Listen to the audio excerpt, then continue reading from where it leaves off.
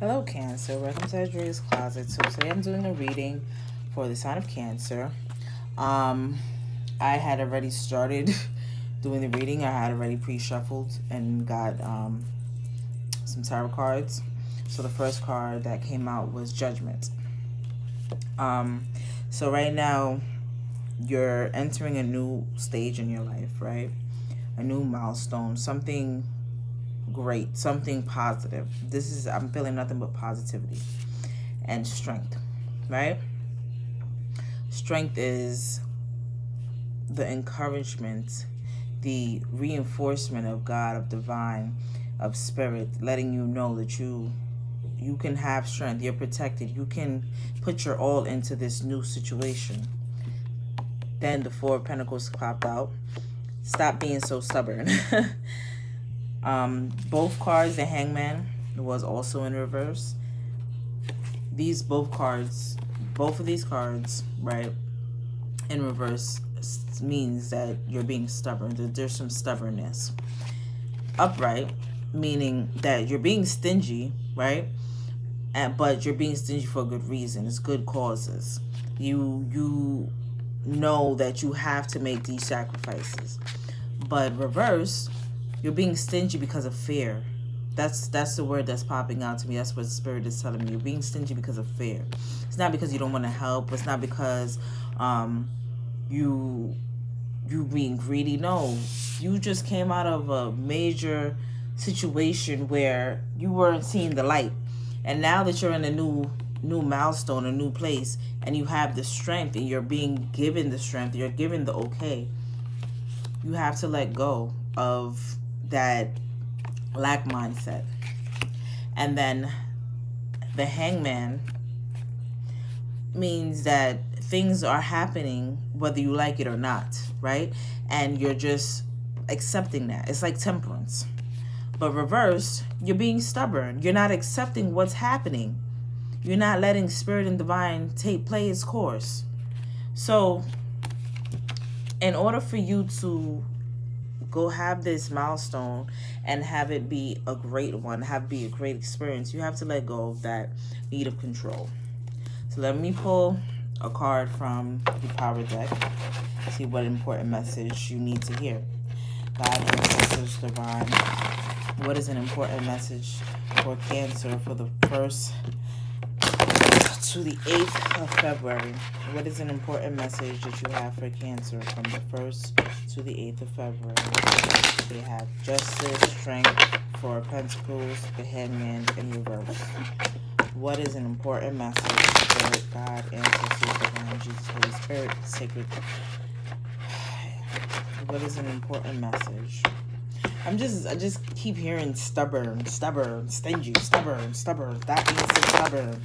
And listen, allow things to play its course. It's not easy, of course not. We've been through a lot. I'm a Cancer as well, so this resonates for me as well. But yeah, let's see. Grief, I knew it.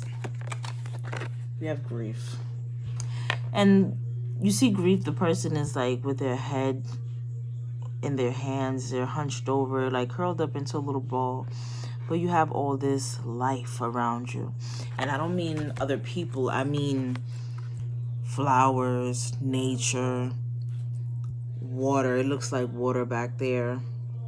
You have the rocks. These are all live things. These are all filled with energy. And because it's not something that you can hear or physically know and understand, it's tough. There's no balance. So the word grief deepens you, allowing you to explore the parameters of your soul. Grief is the only gateway to certain levels of consciousness, and it is hard taskmaker. So first, before I continue, the first thing I need you guys to understand is, in order for us to get to a certain place in our life, in order for us to be our truest form and be who we need to be, we have to go through milestones. We have to go through trials and tribulations, because then we'll understand and see things for what they really are. But it's only if you're willing to do so. But if you want to continue to be stuck in those ways, you're just going to be the hangman, just stuck, because it's going to happen whether you like it or not. So through grief, you can explore every aspect of your dark side: anger, pain, abandonment, terror, loneliness. Aspects of the sacred wound that we usually try to ignore is in our daily lives. Grief forces you to acknowledge those parts of yourself that are not yet healed. If you can look at grief as a teaching, you will grow. If you can look at grief with awareness and open heart, it is one of the greatest teachers of all. The seeds of wisdom and enlightenment are planted within the wounds of grief. What is lost can come back to us again in higher ways. So just because you're in this new milestone, because you were so stuck in that negative place for such a long time, but there was a lot of growth and it took a lot of strength on your behalf, right? It took a lot of strength on your behalf to get you where you need to get to now. And you're not about to let nothing take it away. But you know what? God, divine, ancestors, spirit, the universe has a plan. There is a plan. You're destined for something. So let's get a divine feminine whose energy will be most beneficial for you, Cancer.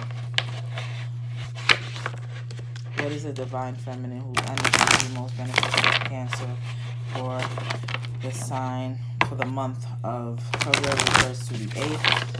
What is a divine feminine? Please give me a divine feminine whose energy will work best with Cancer with these cards that we have on the table for the first half of February 1st to the 8th.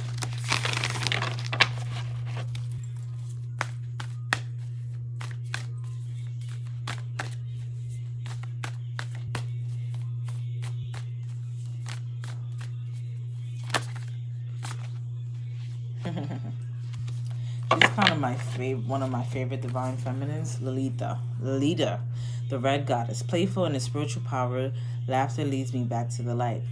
She is one of my favorites because of the fact that she understands that divine has a major plan for us, and she understands that life brings us grief. Life brings us to this dark place. But because God blessed us with this life and gave us the eyes and the ears and everything that he blessed us with to see the world for what it is, to enjoy it, to not to be sad and miserable like this individual sitting here with all this light and colors.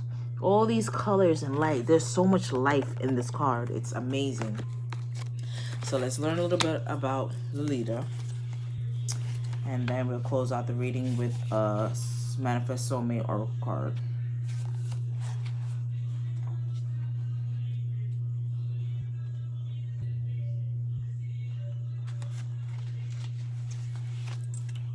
Lolita represents the spontaneity that graces a heavy moment and reminds us that joy is a powerful spiritual practice. Lolita Tripura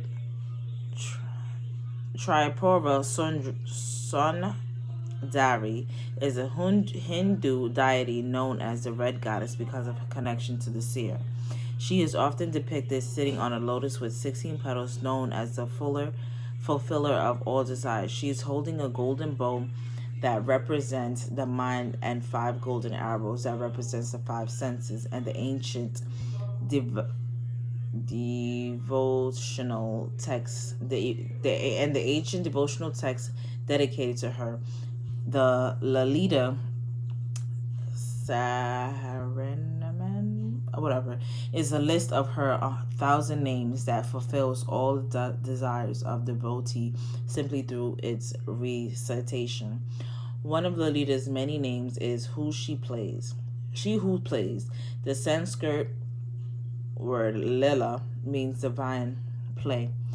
Lolita loves when her devotees are able to move beyond dualities to the point where we are all separate from what we desire.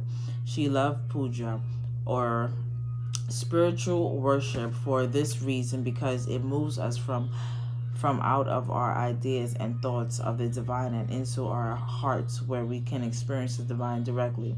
Lolita is known for her spontaneity and for liberating her devotees with joy. She is the consciousness that comes when we get so caught up in taking ourselves seriously that we forget the profound simple pleasures like sunlight on our face or the taste of a ripe strawberry.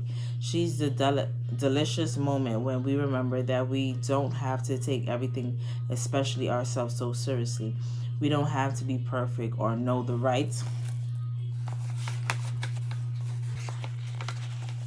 mudras or yoga poses or chants for hours on end.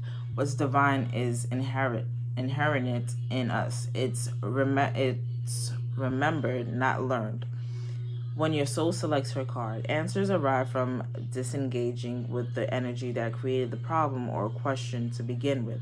So there's a problem, and we know that there's a problem. We analyze it, we understand it, but we leave it right there. We don't keep on carrying it over. We don't keep on letting it manifest into our mind.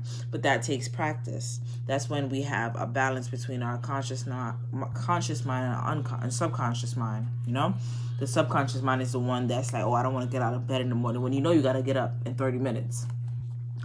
So we so often hold tight to what we desire with a grip that actually inhibits us from arriving.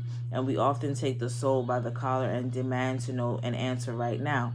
But when a desire is an imperative, there's an inability to be playful, imaginative, and childlike with how and when that desire will arrive. The secret to desire is holding it lightly. The secret that the red goddess knows is that we already have everything we desire. So we can trust that what the soul craves is and always has been ours. This is a liability that sparks a shift, a change, and expansion. This is the moment that we remember we are not separate from what we desire or from the divine. Lolita is that brilliant moment in a fight between lovers or friends when suddenly someone mispronounces a word and both crack up laughing. She's the lividity that comes when we loosen our death-like grip on what we think we desire. She's the gorgeous, much-needed reminder that we don't have to suffer our way to want She's a gorgeous, much-needed reminder that we don't have to suffer our way to what we want most. The path to what we desire to becoming and the soul we need to be in order to receive it, and can be paved with joy, with divine play, and with a sacred process of lighting up all along the way. Soul voice meditation. How can I add more playfulness to my life right now? Intention. Playfulness is a spiritual power. Laughter leads me back to the light. So like I said, in order for us to enjoy the blessings that God and the universe and divine and spirit has in store for us, we have to let go of our need for control. We have to be able to accept and acknowledge that we don't have control over everything, and we are blessed, we're cared for. God takes care of us and holds us like this. That's what I just pictured for some reason. I just pictured us being held and just cradled and just taken care of, but yet we're still crying. It's like the Three of Cups, right? Let me see if I can find it. It's like the Three of Cups. Right here. See the Three of Cups? How you have these three cups right here, but you're just so focused on these three cups. You have this cup right here being given to you. It's a blessing. It's being presented to you by divine. This is no human form right here. But because you're so focused on the things that you've lost, you can't see the blessing that's right in front of you.